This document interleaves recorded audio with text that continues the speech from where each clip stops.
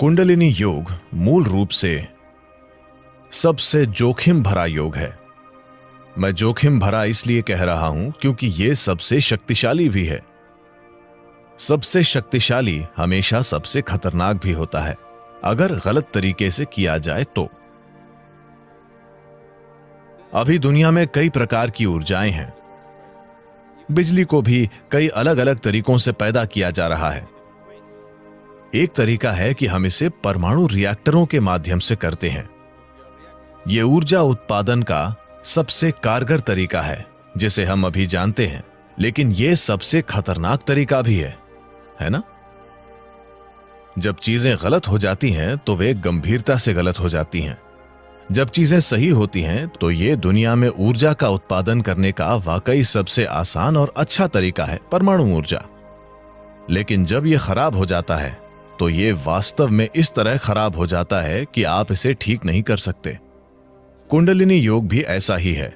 यह सबसे शक्तिशाली है पर यह सबसे खतरनाक है। जरूरी तैयारी और मार्गदर्शन के बिना, विशेषज्ञ मार्गदर्शन, निरंतर मार्गदर्शन और देखरेख के बिना किसी को कभी इसका प्रयास नहीं करना चाहिए। पर समस्या यह है कि इस पर किताबें लिखी गई हैं और सभी उच्चतम योग करना चाहते हैं। कोई भी ए से शुरू नहीं करना चाहता, सब जी के साथ वर्णमाला शुरू करना चाहते हैं। यह रवैया अपने आप में ही खतरनाक है।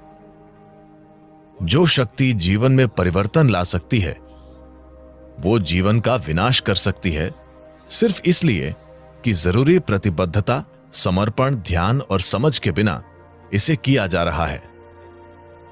कुंडलिनी ऊपर उठने से, अगर कुंडलिनी ऊपर उठती है तो आपके जीवन के आयाम इतनी तेजी से बदलेंगे कि आपको बाहर भी जल्दी बदलाव लाने के लिए तैयार होना चाहिए, वरना चीजें बड़े पैमाने पर बिखर जाएंगी।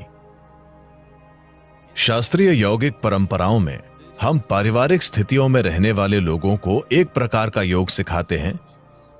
एक अन्य प्रकार का योग है जो हम तपस्वियों को सिखाते हैं। ईशा में हमारे पास दोनों रूप हैं। हमारे पास तप योग है और सामान्य योग भी है। हम आपको तपस्वी योग कभी नहीं सिखाएंगे। यह योग का सबसे शक्तिशाली तरीका है, लेकिन इसमें अनुशासन और फोकस की जरूरत होगी जो आप अपने सामान्य जीवन में नहीं कर पाएंगे। अगर आप उस तरह का योग करते हैं तो यह आपके बाहरी जीवन को तुरंत तोड़ फोड़ देगा। अब यह योग आपके जीवन में जोड़ तोड़ करने के लिए नहीं बनाया गया है। यह आपके जीवन को बेहतर बनाने के लिए बनाया गया है। जब जीवन बेहतर होता है, जब चीजें बेहतर होती हैं, आप अधिक पैसा कमाते हैं, आपका बिजनेस बेहतर हो रहा है, आपका पेशा बेहतर हो रहा है, आमतौर पर दुर्भाग्य से परम की तलाश करने की आपकी लालसा धीमी हो जाती है। हाँ, तो वास्तविक अर्थों में यह तरीका अच्छा नहीं है, पर यह आज की दुनिया में काम करने का एकमात्र तरीका है, और यह एकमात्र तरीका है जो अधिकांश लोगों के लिए कारगर होता है। बहुत कम लोगों के लिए हम इसे अन्य तरीकों से कर सकते हैं। हम इन सभी चीजों को दरकिनार कर सकते हैं और बस बहुत ही शक्तिशाली तरीके से काम कर सकते हैं, पर यह उनके आसपास के सभी सामाजिक ढांचों को खत्म कर देगा जो हर किसी के लिए अच्छा नहीं है। तो ये विभिन्न आयाम हैं। अगर कुंडलिनी योग का अभ्यास करना है तो आपको एक निश्चित प्रकार के वातावरण में होना चाहिए। आप सामाजिक परिस्थितियों में रहकर कुंडलिनी योग नहीं कर सकते, वरना कुंडलिनी योग के नाम पर आप कुछ सरल कर रहे हैं, क्योंकि कुंडलिनी योग आपको कुछ दिनों के भीतर बदल सकता है।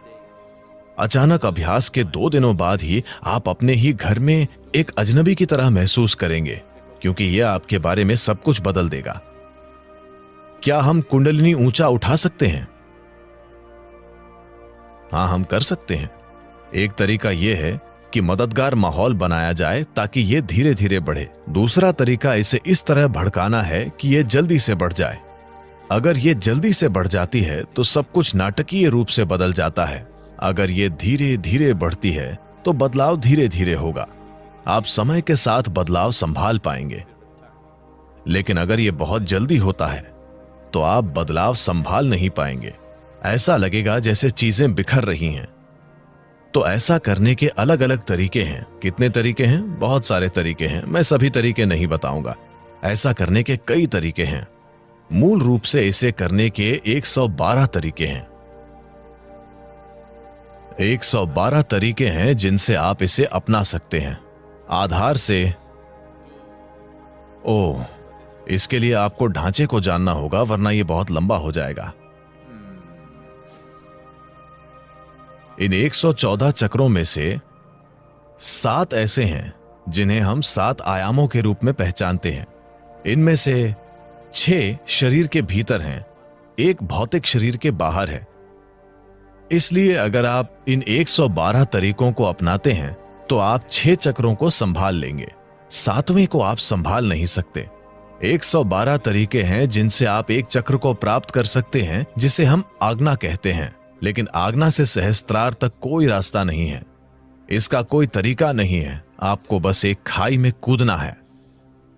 अगर आपको खाई में कूदना है तो आपको पागल होना चाहिए या आपको किसी पर जबरदस्त भरोसा होना चाहिए।